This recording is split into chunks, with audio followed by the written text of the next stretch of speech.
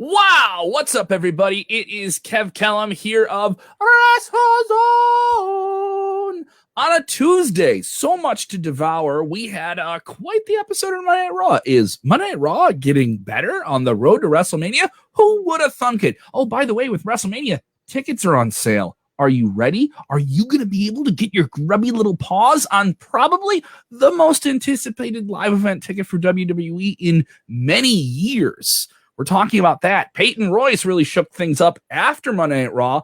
AEW went poof. And we'll talk about the production issues behind that with someone who certainly knows a thing or two about producing a wrestling show. A mind who's been behind the curtain on today's WrestleZone.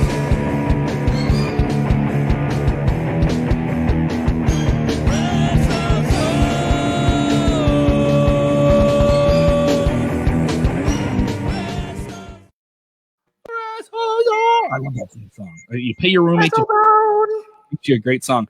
Jay Cabera is with us. How you doing, Jay? We've been talking about having you on the show for a long time. I've known Jay for a couple of years.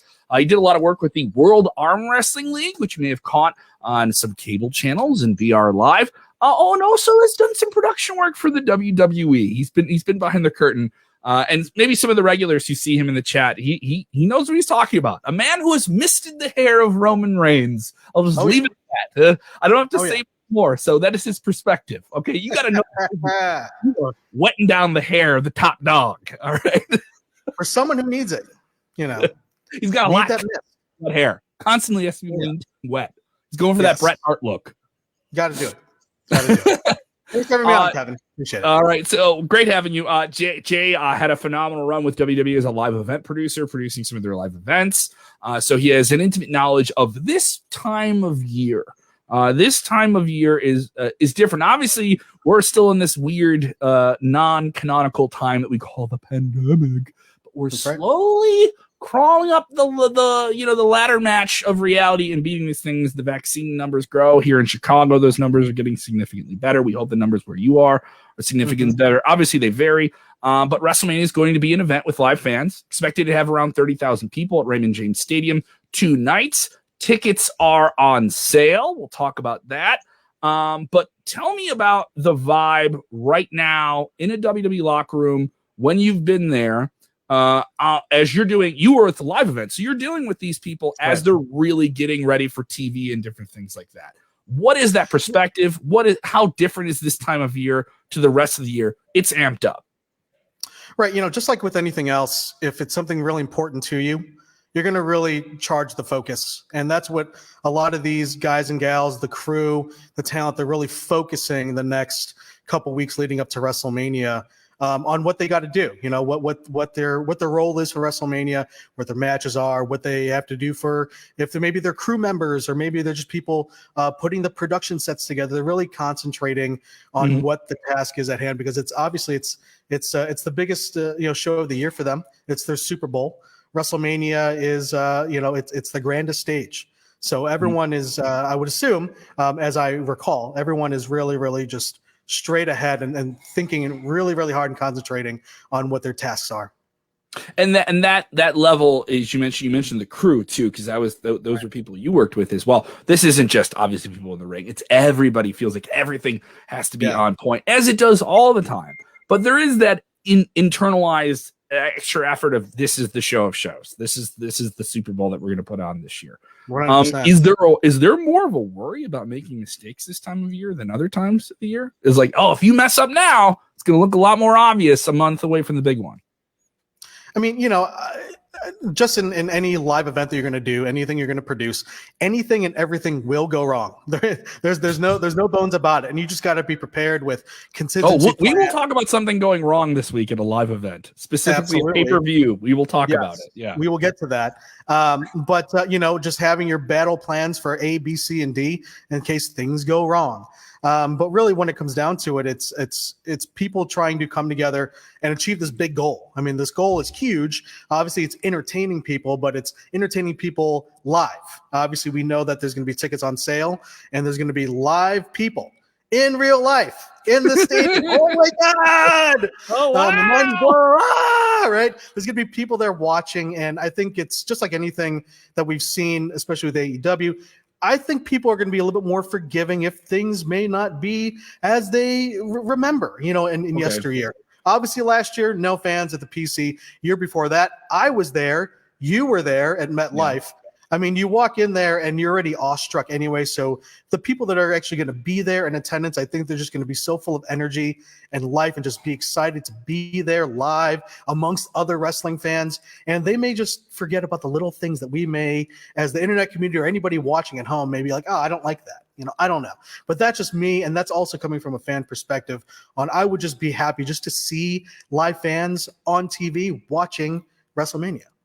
All right, so in 1 year, you're telling me you hear the fan sentiment. Here in the Thunder Zone, I can tell you people are at a fever pitch. All of these virtual fans behind me. Yeah, it's a curtain. So yeah, thank you for putting up the WrestleZone graphic behind you as well. So, but you hear that from the fans. The anticipation this year is WWE, whether you like it or not, the top dog in pro wrestling right now.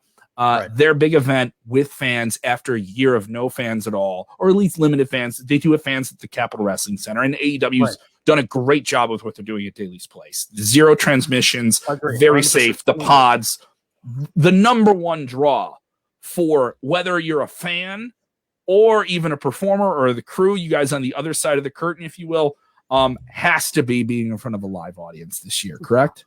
Oh God, yeah. I mean, it was one thing when, we started to slow down from the live event touring, and we were finding out that, shows were getting canceled and tickets were being pulled and there's no tickets available because these arenas were not letting us in. It was one thing when we as a crew heard that, and, obviously we were getting pretty sad because we're like, oh, well, this may be something big coming that we may be stopping the tour. And then, just like anybody who's a wrestling fan, when you're watching the product on TV and there's something missing, something being the fans and making noise and reacting and feeling that energy in the room, there's just something amiss. And I do believe, just from talking to, people in the wrestling industry, is that this show, much like AEW's show with some fans sprinkled in there, and obviously WrestleMania, a lot more fans are going to be sprinkled in there. There's just joy and happiness because there happens to be people watching and reacting. So when I say focus, I think that's another internal focus that a lot of these guys and girls in the crew and the talent may have, is that they need to focus up because they're going to be in front of people. Yeah, there's going to be an adjustment to that. Even that first. You almost want to be the first match on the first night. You want to be the first match in front of that crowd, and whoever gets that's a great spot. Everyone likes. I've talked to people on shows, and you say the most critical match on a show is usually the middle, whatever has to be on right after intermission, and whatever ends the night. Like, those are tough spots to be in. In this case, there's going to be 2 nights. So, but that first match, night 1, that's a good spot to be in, isn't it? Yeah, everyone's going to be smiling no matter what. Yeah. Everyone's going to be smiling because it's WrestleMania and it's the first match. But yeah, right out the gate, the first people, the first talent, the first camera guy that you see on camera taking all the shots. It's going to be exciting. So, for me, I'm just going to be glad to see it. That it's not going to be inside the PC. It's going to be I keep saying this because I'm gonna spend a lot of time talking to fans about this, professionally engaging with them about the conversation. I do think a lot of fans who are critical of, oh, they're not making this match or they're not doing this, the usual stuff, where fans who love it, who watch it all the time, think, why aren't they just doing the fantasy booking that's in my head? You hear it all the time. We have it ourselves, right? Yeah. So I do think a lot of that is going to go away once the sun rises and you hear America the Beautiful, and you see that crowd. And mind you, I don't think that crowd is going to be full. I think it's going to be very similar to what the Super Bowl looked like. WB's already said they're going to take cues from that. And you're going to have seat filler things, but you're going to have 20, 30,000 people at a wrestling show. Right. After not having anything. I also think this is more an accomplishment by WWE as a company to get to this event first after the Super Bowl. Yeah. You will have some baseball games. I think maybe there's spring training games now with limited fans, but you want to talk about real full scale, big time annual milestone events for entertainment. this is going to be one of those first real events. I'm talking as well beyond wrestling. And it's going to be on Peacock, so you're going to see a lot of new faces are going to see this, or at least you're going to come back to wrestling if they haven't watched in a long time. This is a critical event for WWE across the board. Let me add this too. I had a thought about this last night. And for me as a fan, when I went to WrestleMania, when I've gone to events just as a fan, obviously you're there with a lot of people, and you're shoulder to shoulder in the nosebleeds, which is where I usually sit. But you're shoulder to shoulder in nosebleeds, and it's not uncomfortable, but it kind of is. I'm thinking this WrestleMania is probably going to be the most comfortable in real life fan live event you can ever go to. Like, you're going to have room, and you're going to be I can wave my hands without hitting somebody in the head. I've talked to people who've been to Daly's place, and they say like there is this level of comfort with it that you're not ready for. John Clark, you're just not ready for. Comfortable. Yeah. And I've been to shows where you're cramped and you're on top of people. You're having a great time. You forget it. But if you're cramped, it's not fun for 5-6 hours. You have to just kind of get your mind out of that. And maybe it takes a match or two to get out of it. But I don't think we were going to have that case. So tickets will go on sale March 16th. This was confirmed in a big way on Monday Night Raw. 3 hours. They were running that ticker on the bottom of the screen a whole lot. Running out the video, they have The Rock saying, finally, tickets are back on sale. WrestleMania is back in business, which was someone in a boardroom thought of that one for sure. And this is a 2-night event, so there is I think a ticket sale combination issue that you're going to have there too. Are people going to be able to get tickets for one night or both? Do they know what matches they're going to get on one night or both? I think is also an issue I see from fans. And also, we waited a long time for these tickets to go on sale. This is March 16th. This event is less than a month later. You don't think there's going to be an issue selling these tickets out, right? No, I mean, not at all. I mean, it's going to be the hardest ticket to get, really, if you think about it in terms of going to an actual live event, a live event that hasn't been in front of fans in a year. Mm-hmm. Right. So trying to get these tickets again, John Clark keeps showing up, or his who are starting from the ground up, trying to find a way to get these tickets. Listen, it's sponsored by Snickers, right? Hungry, why wait, right? People don't want to wait in line. They want to wait online. And who knows how long that online line is going to be. So for someone like John Clark, he may have a little bit of a step ahead because he's, he had access to it last year. He's got this card, and I'm not familiar too much with it, but I don't think Ticketmaster did this across the board. Ticketmaster did this across the board with a lot of events that got canceled last week. Ticketmaster, for people who don't know, in the United States, they are part of Live Nation. They are by far, by many, many miles, the number one live event company in terms of selling tickets to arena events, from Disney on Ice to the circus to every major rock concert, every major rock club, and big sporting events as well. They did something where, obviously they were losing billions and billions of dollars. A lot of money was lost last year. The live event industry has been very brutally hit by this. Thankfully, there's been some federal aid in that regard. But obviously, they're not going to do that with a company like WWE, which is a multi-billion-dollar company and is kind of working with third parties. Ticketmaster, though, had to offer fans like, hey, if we give you this card and you keep the money you spent with us and you don't blow it, you're going to have some access to these things. I would assume, and I'm not saying it, I would assume Ticketmaster is really going to want to take care of those people that kept that money in their bankroll and kept it with them. And I mean that across not just wrestling. I mean, if you're trying to go to concerts that were canceled last year and you kept your ticket and you didn't sell it, I sold my ticket for WrestleMania last year. Maybe I could have gone this year. I just didn't know that was in the cards, right? Right. If you kept your money, I think you'll be all right. I think there's a good chance if you're not going to WrestleMania, Ticketmaster is going to take care of you on something. That's all I'm saying. I do think there's going to be a lot of fans that are going to want to get into this that don't get tickets. A lot. I agree. And another thing that we got to think about too is, are there going to be other promotions doing shows down there during that week? So, you got to put into consideration those fans who are just going down there for that and then just want to be around the stadium during WrestleMania, maybe watch it on their phone because they couldn't get in and get tickets. But I don't think there's going to be any problem trying to sell out for all the tickets that they're going to put on sale. Thank you to Julian texting and Julian Bell saying I kept my ticket. So Julian, it looks like maybe likely you have a good shot here at getting some of that here. He goes, I will be in the nosebleeds. Best spot. I've been up in the nosebleeds as well. All the way up Me there. too. I love it. Especially with that I was there WrestleMania. I was all the way. I remember going to WrestleMania 34 in New Orleans. I was literally in the last row in New Orleans. And I was like, oh, this is pretty cool. And I worked my way down through the show and just kind of poked my head in and stuff like that. So we're on the road to WrestleMania, and obviously everyone's kind of fighting to get on the card. Monday at Raw was I felt had a better tone, though the show I think is 3 hours, maybe too long. Maybe it's just a half an hour too long sometimes. I thought this was a strong show. I like Bobby Lashley as a champion is a big deal, but we don't know who he's facing, and this is a different time. I think we're still fans of a certain generation where once we knew the end of the Royal Rumble, we knew what we were getting at WrestleMania. I think fans are kind of aggravated, even though they want so much content. That means you need to tell the story in a much more methodical or at least drawn out way than maybe you did when we were kids. They don't like that idea. They want to see Royal Rumble and know what WrestleMania is right away. And I don't think they can do that anymore because they have so much television to produce, infinitely more television they did before. And there's digital, and people kind of consume it and watch it in a different way. That why don't we just know the WrestleMania main events? Why did it take you weeks? I don't mind that because it makes sense for how you're actually producing content. So people don't connect those dots. How do you see the card of WrestleMania come together so far?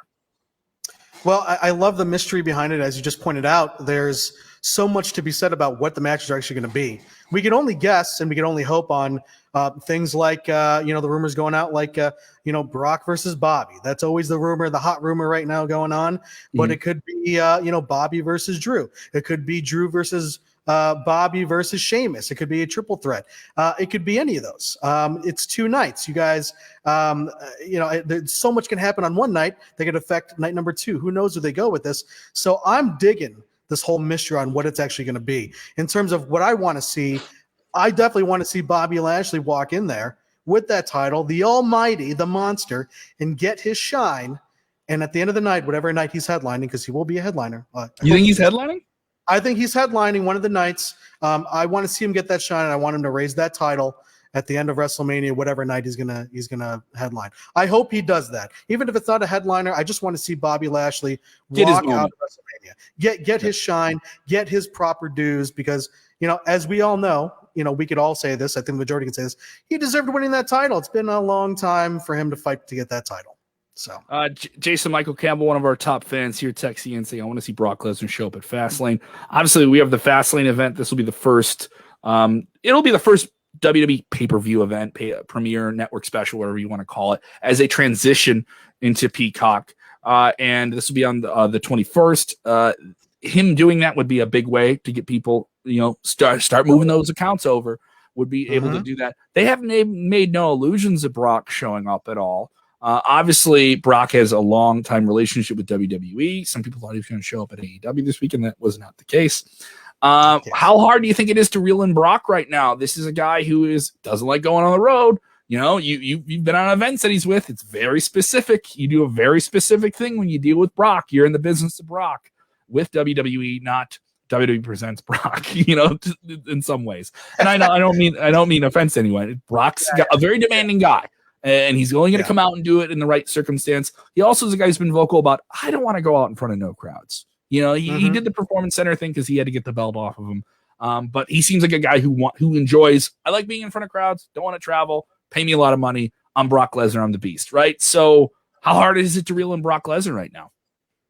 I mean, if there was any time to make an offer to Brock for one show, I think this would be it, more so than even last year, because there will be fans there. So Brock will feel that energy in the room, in the stadium. He'll see the fans, and fans will react to him. That big pop when that opening riff to his song plays, like we all mark out for that. But I think this is probably going to be the best and really the only real, big stakes pay-per-view that WWE could probably reel him back in. Mm-hmm. Obviously, a lot of fans asking about this, and maybe because of your production perspective, and Nishad Jawad, big fan of the show. Will there be a virtual WrestleMania Axxess? They made no allusions to it. I doubt they'll do WWE's, I doubt they're going to do a convention. We know WrestleCon, which is the big independent event that usually kind of piggybacks wherever WrestleMania is. They are going to try and run a physically, socially distant event. I hope everyone's safe. Everyone does what they're supposed to do with that. I don't see WWE doing that this year. I really, really don't see them doing that this year. I agree with you. The best part of my experience during WrestleMania 2 years ago, MetLife, was going to Axxess and seeing the matches, seeing an early stage Rhea Ripley wrestle at Axxess. And then obviously the next year she was, with Charlotte Flair at WrestleMania wrestling. So you also see a lot of NXT folk and some people who may not be on that roster to get on WrestleMania, get a spot on WrestleMania. You'll see them in Axxess. You'll see them perform. But another great thing too is all those great booths. You can walk in to a situation where you're coming down the aisle to your favorite superstar's music, and you could have that experience. You could also get autographs. You could buy toys. There's so much to do, and it's a land for a week where you could walk in there and just be free with yourself in terms of how wrestling and the wrestling experience should be. That Axxess is so much fun. I just don't think they're going to do it this year because they don't have full capacity fans. Next year, and it's the COVID protocols. I think those protocols in a convention space would be so much harder to maintain.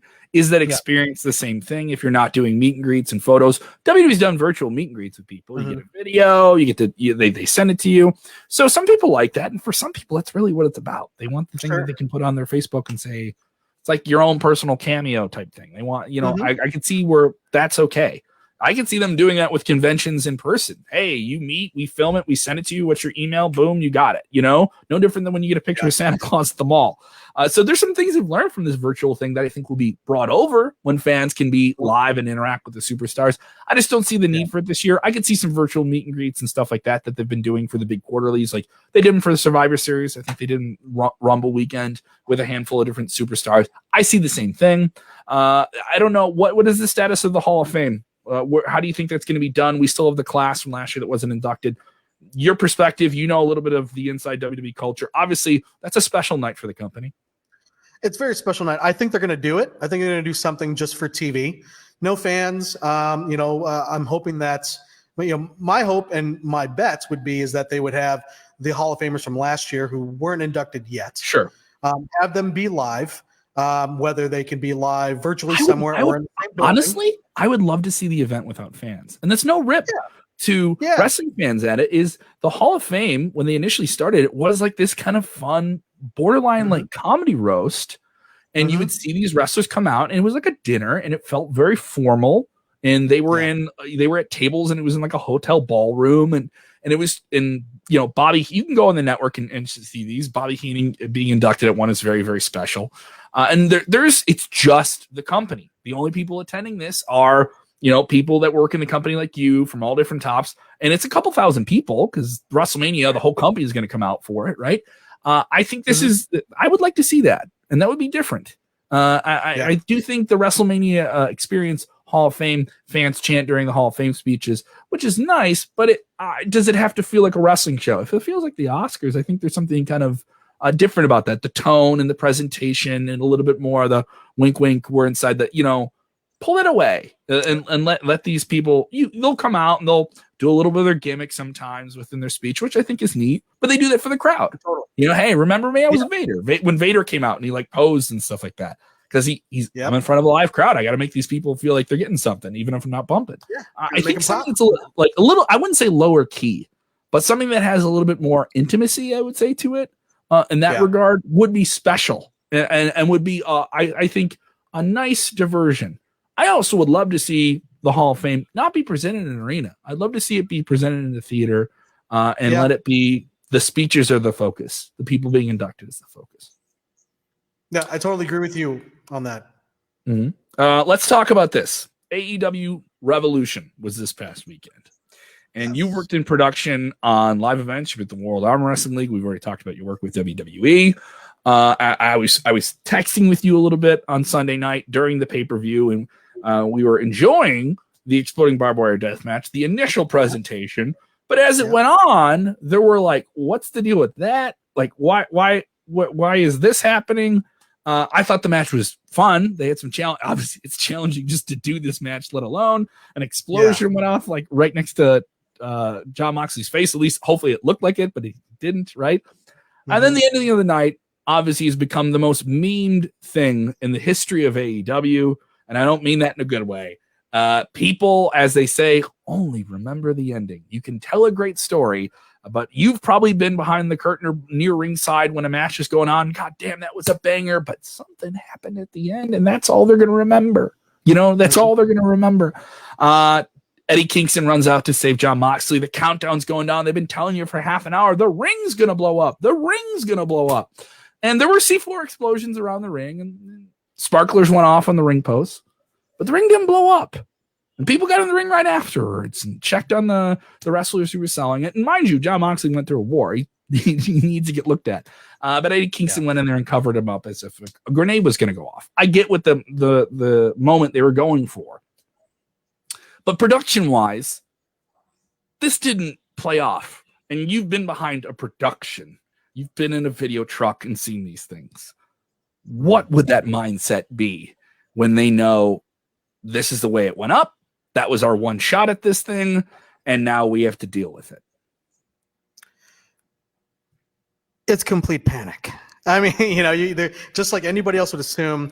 From a production standpoint, you would just assume that they practiced this, they rehearsed it, at least one up before the show, or at least how it was going to go off. But again, just like with any event, anything and everything will go wrong. And for this instance, something did go wrong at the end. But I do want to say this before I get into the production stuff. Just like any professional in their craft, just like any great professional wrestler, they go out there, they stick to the plan, and they commit. Kudos to Moxley at the end. Kudos to Eddie Kingston at the end. Obviously, they sold their asses off without even knowing that it didn't go how it was supposed to go. Yeah. The thing is, I don't even know. It isn't clear if they knew that the explosion didn't look as. Am I wrong to assume? And there's probably so much we don't know about this, right? Yeah.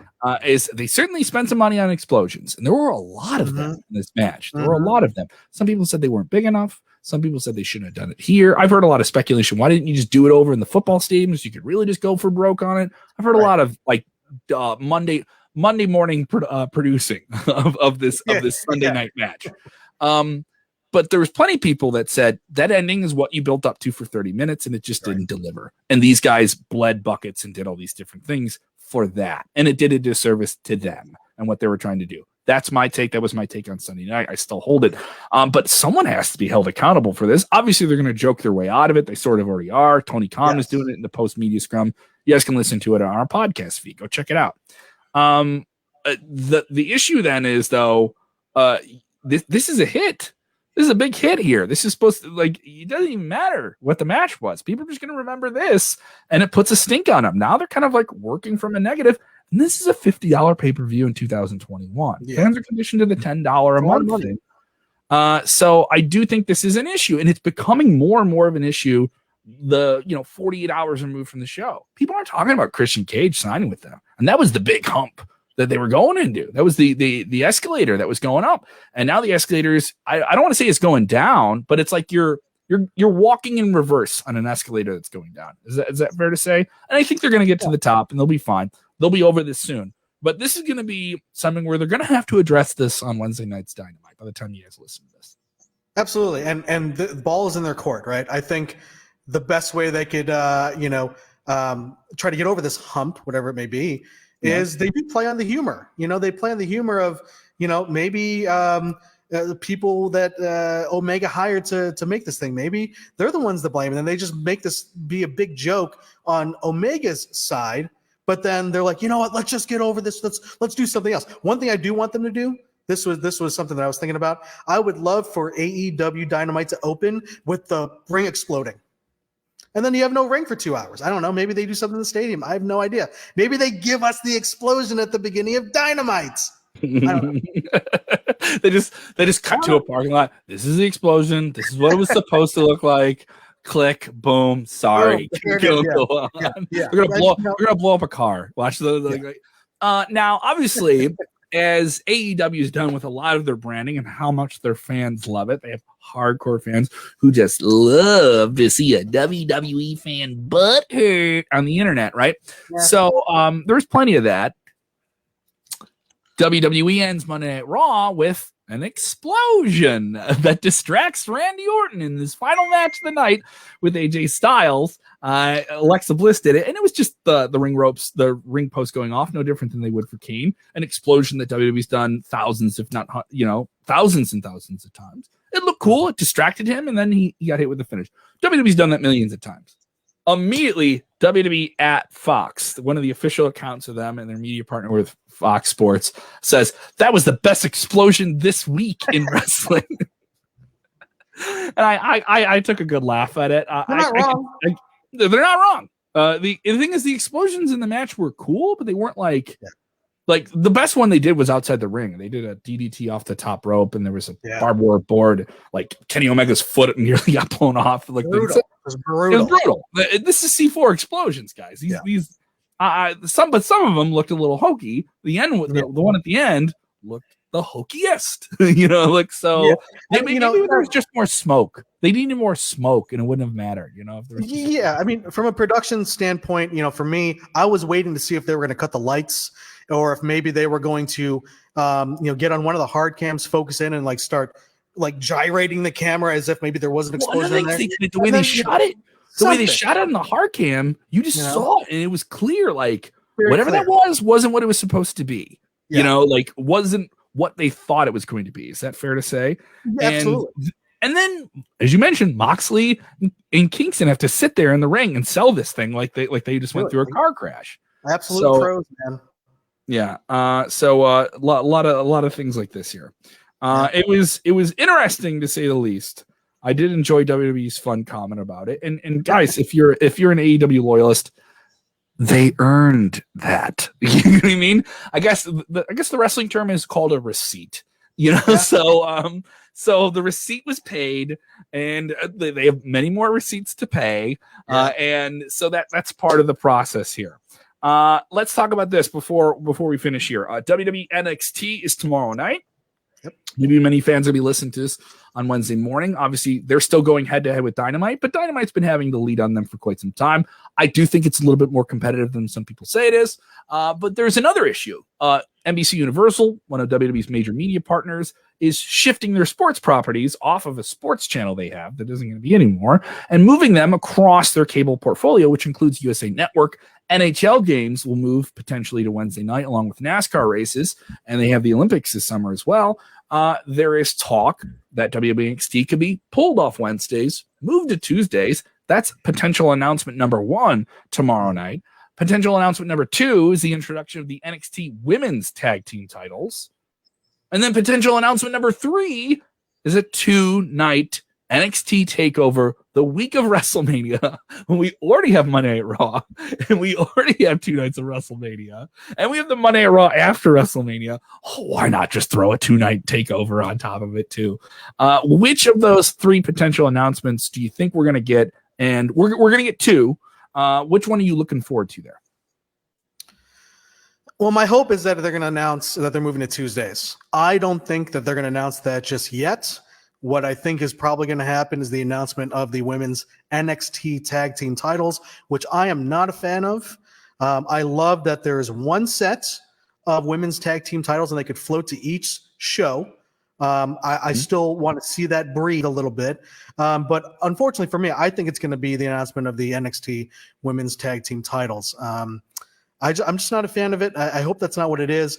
It would be really funny, though, if all the announcements, it's like, here's another tag team coming from SmackDown and Raw, and we're going to have 3 tag teams for the championship. Well, number 1. I mean, they're billing this as a game changer. They build William Regal, the NXT GM authority figure. They said last week he's going to make this game-changing announcement this week. Right. Last time on Raw, they said there's 2 big announcements.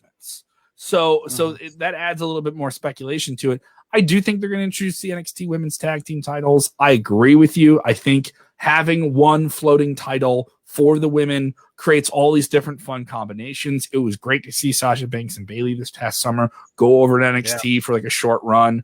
I think that was cool. I enjoyed seeing Charlotte on NXT. She was a great heel and made Io Shirai look like a great superstar. I could enjoy that. Do I think they have the depth for NXT Tag Teams Women's Division? I do. If women from Raw and SmackDown can go over and fight for those belts too, but then what's the point of the WWE Women's Tag belts? Right. I can see this. Hey, like you were doing the house shows. I'm not no discredit to house shows. This would make sense on house shows. You'd have more belts. You could go out and tour, and that would make sense. House show titles, you know. A lot of people say that's what an Intercontinental title is. It's a house show title. All right, we're doing the B loop. We don't have Roman Reigns in this loop. So who's our main event? We're going to the IC title guy. He's our main event. So and there's nothing wrong with that. Like so. Oh man, aren't you just getting? I'm so amped up for wrestling shows to come back, dude. It's gonna come back faster than people think. I think we'll have live events before the end of the year, so it'll be fun. But yeah, I want them to move to Tuesdays because I think it's a better show. I think it gets compared to AEW in this way that isn't realistic, you know. And because a lot of times you have people that watch both shows, they'll say, "I'm gonna watch AEW live because I think they need it more. I want to support the competition, and I like wrestling, even if they like WWE. I like wrestling, right?" And they'll watch NXT later. Plenty of people do that. I have people asking me about NXT sometimes on like Saturdays and Sundays. I was like, "Oh, you're catching up. Cool, whatever." And here's the thing: you don't have to watch it the day of, guys. You can watch it whenever you want. Now, especially now, I'm watching digital. Veep. I'm watching Veep. That show ended like 3 years ago. I'm watching that now. So also, you don't have to pick a side. These are billion-dollar companies. You don't have to pick a side. You know, I just want to put it back out there. Like this is the obvious thing. WWE talent is not traveling. I am not traveling as a crew member, right? Nobody's traveling. It's easy to get to these shows. This is why, for instance, you see the Usos on SmackDown, you see Naomi on Raw. Like they're not traveling away from each other. It's one place. You know, there's got to be a great level of comfort with that, right? So much comfort. So it's easy to get around. For me, you know, again, going back to the NXT women's titles, they don't need another set of those titles because it's just easy to go to the shows right now. Maybe later in a year when we're traveling again and the world opens back up, maybe that's warranted to have another set of women's tag team titles, maybe for NXT. But it's easy for talent to get around to these shows because it's in the same state and it's almost in the same town, you know. So I just want to put that back out there. It's very obvious, but you know, it'll just be better for wrestling if they move to Tuesday nights, which I think could still be a potential announcement. We're getting to. I do think they have enough women to do these tag titles right. All right. Yeah. It would give their women another added edge. If you want to talk about when they compare them between NXT and AEW, there is sort of a consensus on both sides. I mean, even if you're in the AEW camp, you look over at that NXT women's division, and you're like, God damn, they got some studs over there, you know, and they do. They have some stallions. They have some stallions in the barnyard with the NXT women's division. I think Raquel Gonzalez is going to be a massive star. Oh. I think she has WrestleMania written all over her. She is a female Kevin Nash. All right. So just so you guys get a frame of reference, if you're not following, I think she's going to be a huge star for them. And that's just one person. I think Io Shirai, she hasn't even reached her ceiling yet. And so there's a lot of big talent. I think Rhea Ripley's going to blow up this year. I think she's going to be the talked about female superstar in wrestling by the end of 2021. And she's going over Raw. We'll see her at WrestleMania. I think she's getting a match. I agree. Yeah. I agree. And that's the right thing to do. I don't mind that. I don't think WrestleMania is a show where you just have to, hey, guys, someone takes your spot. That's what happens, man. You know what I mean? Someone comes up, especially with WWE having such a depthful roster. I'm okay with it. So that is the latest on NXT. Obviously, we will be live, by the way, after that show on Wednesday night, right around 9 Central, 10 Eastern. Make sure your notifications are on. By the way, check us out on Twitch. Just lost our Twitch channel. We're going to do some gaming things on there in the future. A lot of fun things. Jay, where can people find you? Where can they follow the work you're doing right now?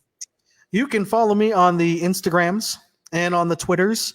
JDogC, that is JAYDAWG.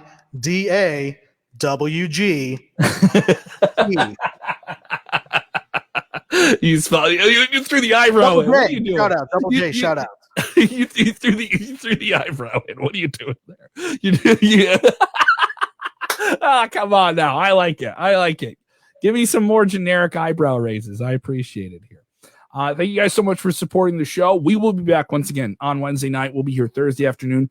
Like I said, guys, support the show. All we ask is you share the link, you pass it on. I love the diehards. Shout outs to the JMCs, the Knicks, Melly Mells, all the people who watch the show all the time. Let's bring some more new people into the party. We're giving away more prizes in the weeks ahead. WrestleMania is coming up. Let's just cover our booger factories, okay? Cover our booger factories. We're going to get through this. Get that needle in the arm, baby. Get gassed up. Get vaxxed up, all right? I got mine last week. I almost asked them to put it in my butt cheek, but they said they couldn't do that, all right?